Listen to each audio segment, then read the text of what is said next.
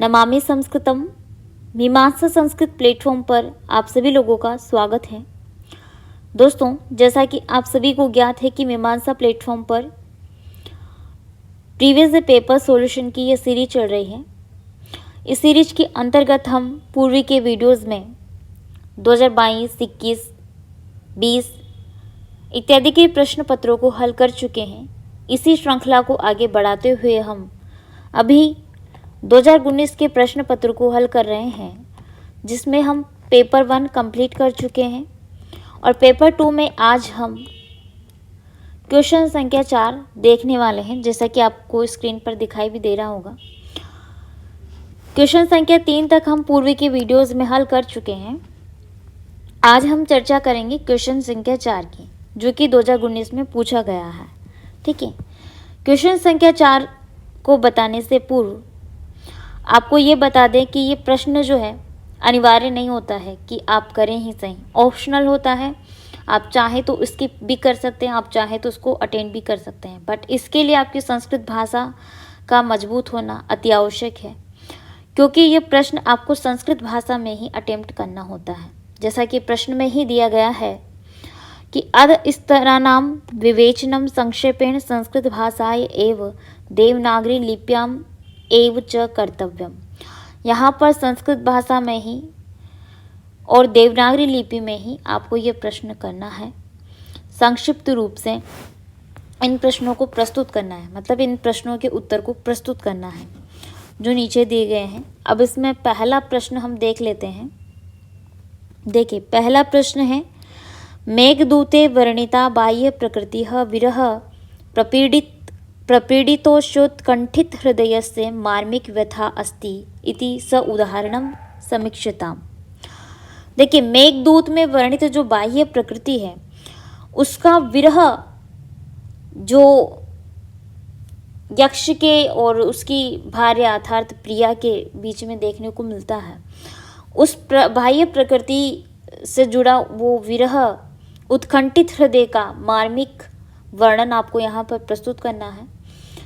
यहाँ पर बाह्य प्रकृति के विषय में आप बता सकते हैं कि जैसे मेघ उपस्थित होते हैं तो मेघ के आने पर ऐसे लोग जो काम से ग्रस्त नहीं होते हैं, ठीक है, एक सामान्य प्राणी होते हैं, किंतु मेघ के आ जाने के उपरांत कवि कालिदास जी कहते हैं, मतलब लिखते हैं अपने काव्य में कि मेघ के आ जाने के बाद एक जो काम से ग्रस्त नहीं है वो व्यक्ति भी कामी हो जाता है, मतलब कि काम में पड़ जाता है। तो यहाँ पर चूँकि यक्ष अपनी प्रिया यक्षिणी से दूर हैं और यक्ष का मतलब मेघ का आगमन होता है, इस अवस्था में यक्ष सोचते हैं कि अब मेरी प्रिया जब इस मेघ को देखेगी तो उससे अवश्य ही मेरी याद आएगी। तो इस प्रकार से, और कि वो मेरे दिन मतलब मेरे जो 1 वर्ष का श्राप मिला है यक्ष को, उस 1 वर्ष की वो क्या कर रही होगी, एक एक दिन की गणना कर रही होगी, वो बताते हैं इस प्रकार से। तो ये एक संक्षिप्त व्याख्यान मैंने आपको इसके विषय में बताया कि ये प्रसंग है इसमें। अब एक उक्ति आती है, मतलब आप उसको श्लोक भी बोल सकते हैं कि आषाढ़स्य प्रथम दिवसे मेघ माश्लिष्ट सानुम वप्र क्रीड़ा परिणत गज प्रेक्षणीयम ददर्शः। ये यहाँ पर जो उक्ति है ये प्रकृति के विषय में बताती है। आषाढ़ मास का प्रथम दिवस जो मेघ उपस्थित होते हैं तो उसको देख करके वहाँ पर क्या प्रतिक्रिया होती है, मतलब उसकी क्या एक्सप्रेशंस होते हैं यक्ष के, वो इसमें बताया गया है। ठीक है, उसमें ज़्यादा डिटेल्स में नहीं जाएंगे क्योंकि प्रश्न अपना है बाह्य प्रकृति और विरह प्रपीड़ित उत्कंठित हृदय का। तो ये आपको जो उत्कंठित हृदय है यक्ष का वो बताना है, और बाह्य प्रकृति का मतलब है जब आषाढ़ माह का प्रथम दिवस के दिन मेघ उपस्थित हो गया है, मेघ आ गए हैं, तो यहाँ पर कवि कालिदास जी ने मेघ को नायक तथा मार्ग में पड़ने वाली जो नदियां हैं उनको विलासिनी नायिका के रूप में चित्रित किया है। जब वो संदेश के लिए मेघ को चुनते हैं और मेघ संदेश लेकर के जाता है तो उन संदेश मतलब उस मार्ग में नायक के रूप में मेघ को देखा गया है, और नायिकाओं के रूप में, या हम ये कह सकते हैं वहाँ की नदियाँ जो हैं वहाँ की नायिकाएं हैं। तो ये प्रकृति का सौंदर्य कवि कालिदास जी ने प्रस्तुत किया है, और कोई भी ऐसा काव्य नहीं है महाकवि कालिदास जी का जिसमें उन्होंने प्रकृति का मानवीकरण नहीं किया हो। यानी कि उन्होंने प्रकृति को भी इस तरीके से प्रस्तुत किया है दोस्तों कि वो जैसे तो कोई एक मनुष्य हो, ठीक है।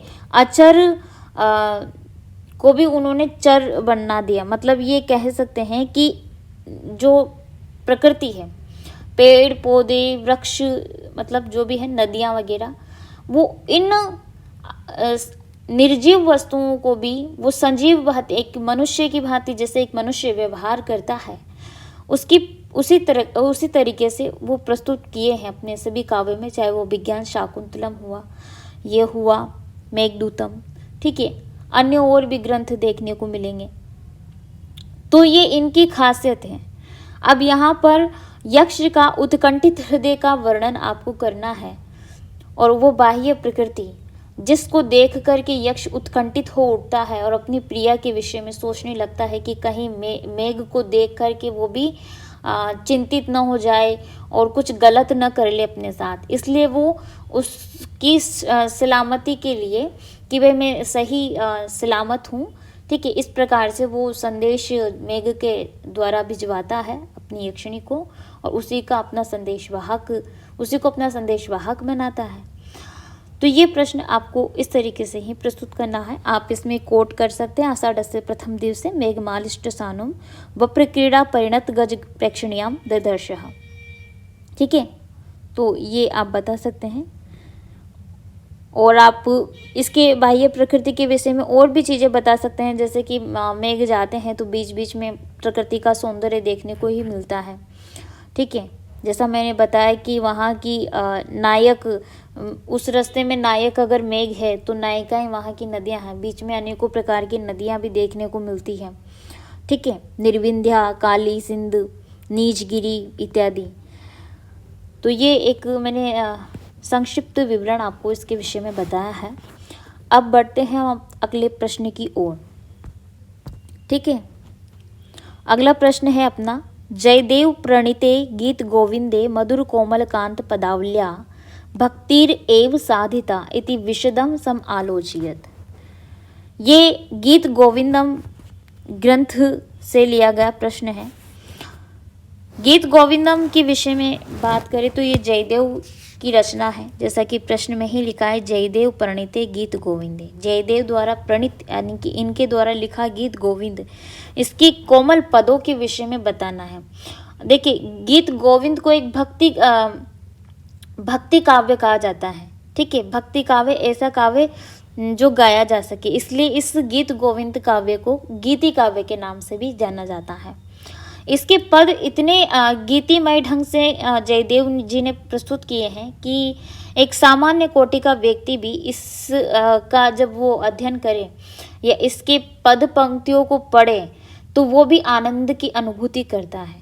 और ऐसा बिल्कुल भी नहीं है, इनके पद 1% कठिन नहीं है। 1% का मतलब कठिन नहीं है, एक सामान्य कोटि का व्यक्ति जो है आसानी से समझ सकता है, हालांकि है संस्कृत में ही, ठीक है। तो ये आपको इसमें बताना है। अब गीत गोविंद में कोमल कांत पदावलिया, कोमल कांत पदावली का तात्पर्य है कोमल जो पद उन्होंने प्रयुक्त किए हैं। तो कोमल कांत पदावली संसार के किसी भी भाषा के काव्य में दुर्लभ है, किंतु इनके काव्य में वो देखने को मिलती है। तो इस काव्य में प्रयुक्त दीर्घ समासों में भी विलक्षण प्रसादिकता एवं स्वर माधुर्य है। इनका स्वर जो है एक तो माधुर्य है, ठीक है, मतलब मधुर रस देखने को मिलता है, मधुर मधुर, इसलिए इसको कोमल मधुर कोमल कहा गया है। अनुप्रास के प्रयोग में तो कवि अद्वितीय हैं ही सही, और उनके गीतों में अनुप्रास का प्रयोग पदों के अंत में ही नहीं, मध्य में भी अपने छटा को बिखेरता हुआ प्रतीत होता है या नजर आता है, जैसा हम इसका अध्ययन करते हैं बीच बीच में देखने को मिलता है, ठीक है। ललित छंदों और कोमलकांत पदावलियों का ऐसा इन्होंने मणिकांचन संयोग प्रस्तुत किया है कि गीतों के उच्चारण मात्र से ही सहृदयों अथवा पाठकों के हृदय में तद अनुरूप रस का आविर्भाव एवं संचार होने लगता है। जैसे कि श्रृंगार की व्यंजना के लिए अनूठी शैली बड़ी ही सार्थक सिद्ध होती है, ठीक है। तो गीत गोविंद वस्तुतः एक अनुपम एवं अद्भुत ग्रंथ है, जिसके उद्गम श्रृंगार के अंतःस्थल में रहस्यमय माधुर्य भावना की निगूढ़ धारा बह रही हो, ऐसा प्रतीत होता है। ठीक है, तो इसके गीतों के विषय में आप बता सकते हैं, गीतों के पद लालित्य अलौकिक माधुर्य का संचार करता है, इसके छंदों का नाद सौंदर्य अपूर्व आनंद प्रदान करता है। यानी कि एक सामान्य व्यक्ति का एक सामान्य कक्षा का व्यक्ति इसका अध्ययन कर सकता है, इसके पदों को समझ सकता है, क्योंकि ये इस प्रकार से गीतिमय ढंग से जयदेव जी ने प्रस्तुत किए हैं, तो उसमें कोई कठिनाई नहीं होती है। ठीक है, गीत गोविंद को बड़ी ही प्रसिद्धि और लोकप्रियता मिली है। जयदेव जो कि इसके रचनाकार हैं, इनका जयदेव मतलब इन्होंने जब इसकी कृति की रचना की, जयदेव ने जिस ग्राम में रहते हुए गीत गोविंद की रचना की, उस गांव का नाम ही जयदेवपुर पड़ गया, इसलिए इनको एक ख्याति मिल गई। गीत गोविंद चूँकि मतलब प्रसिद्ध ग्रंथ बन गया, तो उसके बाद में जयदेव जी ने जहाँ पर इस गीत गोविंद की रचना की, उसका नाम जयदेवपुर पड़ गया था।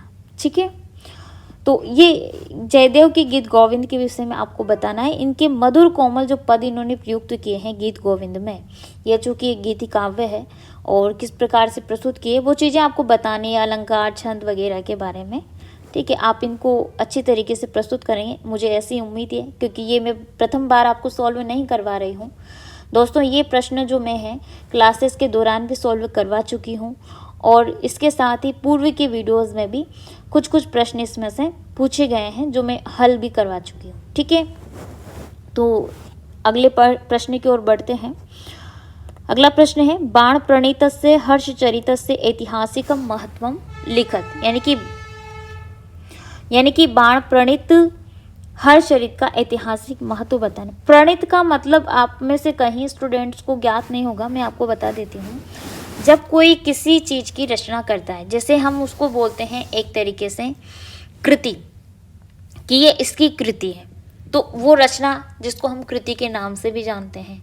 ठीक है, और रचनाकार जो उसकी रचना करता है, उसी प्रकार से यहाँ पर बाण का नाम आया है। जो बाण ने हर्षचरितम की रचना की है, तो यहाँ पर रचनाकार को ऐसे बोला जा सकता है, चूँकि यहाँ षष्ठी विभक्ति एक वचन में प्रयुक्त किया गया है प्रणीत का, तो प्रणीतस्य, तो बाण के द्वारा प्रणीत है, अर्थात इनके द्वारा रचित है। यानी कि क्या रचित है? हर्षचरितम। इस हर्षचरितम का ऐतिहासिक महत्व आपको बताना है। हर्षचरितम के विषय में कौन नहीं जानता होगा, जिसने संस्कृत का अध्ययन नहीं किया है अपितु वो भी जानता है, क्योंकि ये हिस्ट्री से भी संबंधित है, कहीं ना कहीं हिस्ट्री का प्रश्न भी बनता है। ठीक है, हर्षचरितम हर्षवर्धन के ऊपर लिखा गया एक ऐसा लेख जो उनके इतिहास को बताता है। अगर मैं इसकी कथा वस्तु के विषय में बात करूं, तो महाकवि बाणभट्ट द्वारा ये रचित हैं, और इनके द्वारा मूलतः 2 ग्रंथों की रचना की गई है, हर्षचरितम और कादम्बरी। ठीक है, हर्षचरितम के विषय में बात करेंगे। हर्षचरितम 8 उच्छ्वासों में विभक्त है।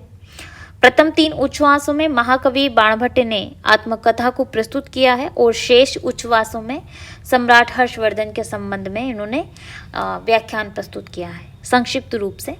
ठीक है, संक्षिप्त रूप से नहीं, मतलब जो भी उनके साथ में घटनाक्रम हुए हैं वो इस प्रकार से मैं आपको बता देती हूँ। प्रथम उच्छ्वास में इन्होंने अपने वंश का परिचय दिया है, इसके लिए वो एक विस्तृत काल्पनिक कथा प्रस्तुत करते हैं। देखिए, अगर हम संस्कृत के कवियों के विषय में बात करें तो बाणभट्ट ही एक ऐसे कवि माने जाते हैं जिन्होंने अपने वंश का इतने अच्छे ढंग से परिचय दिया है कि उसमें कोई संशय नहीं रह जाता कि ये किस वंश से संबंधित है। ये बात तो सत्य है, ऐसा माना जाता है। क्या ऐसा है कि संस्कृत की कवियों के विषय में जब भी बात आती है तो किसी न किसी कवि के वंश परंपरा के मध्य या उनके इतिहास से कहाँ से संबंधित है, किस विषय से, किस गांव से, किस जगह से, क्या नाम है माता पिता, इन सब से कहीं ना कहीं मतभेद तो उत्पन्न हो ही जाता है, क्योंकि वो अपने बारे में स्पष्ट रूप से नहीं बताते हैं। किंतु बाणभट्ट ने अपने विषय में बहुत ही स्पष्ट ढंग से बताया है अपने वंश के बारे में, इनके वंशजों के जो पूर्वज जितने भी रहे हैं उनके बारे में। ये प्रश्न अब देखिए, मेरे से किसी स्टूडेंट ने पूछा था कि मैम मुझे है ना पॉसिबिलिटी वाले प्रश्न बताइए। मतलब ये जो प्रीवियस ईयर के है वो तो मैंने आपके लेक्चर्स से, आपके कोर्स से कंप्लीट कर लिया। अब मुझे है ना पॉसिबिलिटी वाले प्रश्न बताइए। तो पॉसिबिलिटी वाले प्रश्न कैसे बनते हैं, जैसा कि मैंने अभी आपको यहाँ पर बताया कि बाणभट्ट जो है इन्होंने अपने वंश परंपरा या वंश का परिचय प्रस्तुत किया है। तो इसमें प्रश्न पूछा जा सकता है कि भाई बाण ने अपने वंश का परिचय किस प्रकार से प्रस्तुत किया है, या इनके वंश के विषय में पूछा जा सकता है। इन्होंने हर्षचरितम के प्रथम 3 उच्छ्वासों में किस तरीके से अपने वंशजों को प्रस्तुत किया है या अपने वंश का परिचय दिया है। इस प्रकार से ये पॉसिबिलिटी वाले प्रश्न हैं। कोई मैं अलग से इनको नहीं बताऊंगी, आपको है ना गौर करके सुनना है चीज़ों को, उसी में आपको चीज़ें मिल जाएंगी। हाँ, हो सकता है मैं किसी जगह पर आपको ये बता दूं कि हाँ ये प्रश्न नोट कर लीजिए, ये लिख लीजिए। आपका सुनना कर्तव्य है, सुनकर लिखिए, ठीक है। अब यहाँ पर हर्षचरितम के ऐतिहासिक महत्व के विषय में बताना है, तो आप इसके 8 उच्छ्वासों के विषय में बताएंगे। पहले तो कि एक पूरी कथा वस्तु, एक बेसिक बात बताएंगे, इसकी भूमिका बांधेंगे। भूमिका बांधने के उपरांत 8 उच्छ्वास बताएंगे। आप डायग्राम भी बना सकते हैं। 8 उच्छ्वासों में प्रथम 3 उच्छ्वासों में कवि ने अपने वंश का परिचय दिया है। फिर जो शेष उच्छ्वास रह गए हैं उनमें उन्होंने अपने सम्राट हर्षवर्धन के विषय में बताया है। तो प्रथम में क्या बताया, द्वितीय में क्या बताया, तृतीय में क्या बताया, चतुर्थ में क्या बताया, पंचम में क्या बताया, ये थोड़ा थोड़ा आप एक्सप्लेन करेंगे सभी में। यही इसमें आपको ऐतिहासिक महत्व दिखेगा कि आज जब देखते हैं इसको वर्तमान में तो क्या इसकी महत्ता है वो आपको ज्ञात होगी। और ये मैंने ना एक एक आपको बताए हैं, जैसे कि प्रथम उच्छ्वास में क्या कहा गया है, मतलब प्रथम उच्छ्वास में क्या घटना होती है, द्वितीय उच्छ्वास में क्या होती है। जैसे द्वितीय उच्छ्वास में ग्रीष्म की प्रखरता और राजद्वार का वर्णन किया गया है, ठीक है। और तीसरी उच्छ्वास में बाण राजा से भेंट कर और उनके विश्वसनीय बनकर घर लौटते हैं, ठीक है। भाई के निवेदन करने पर वो हर्ष का चरित्र वर्णन करते हैं। तो ये पूरा घटनाक्रम तृतीय इसमें उच्छ्वास में देखने को मिलता है, जो स्वयं बाण ने अपने विषय में लिखा है। ये सारी चीज़ें हैं। बाकी इसमें कुछ अधिक बताने लायक ऐसा है नहीं, ये प्रश्न पहले भी हल कर चुके हैं और आप क्लासेस के दौरान इसकी पूरी कथा वस्तु मैंने बताई भी है। तो ये सारे प्रश्न बहुत इजी हैं, कोई नए प्रश्न नहीं है दोस्तों, आप इनको बहुत इजीली सॉल्व कर लेंगे। संस्कृत के प्रश्न हर बार रिपीट होते हैं और ये रिपीटेड प्रश्न हैं। आप पिछले सालों के पेपर्स उठा करके देख लें, उनमें कहीं ना कहीं आपको ये प्रश्न मिल ही जाएंगे, ठीक है। तो इन प्रश्नों को लिखने का ज़रूर प्रयास करिए और यहीं पर मैं अपनी वाणी को विराम देती हूँ। आप सभी लोगों का तहे दिल से शुक्रिया कि आप अंततः हमारे साथ बने रहें। नमामि संस्कृतम।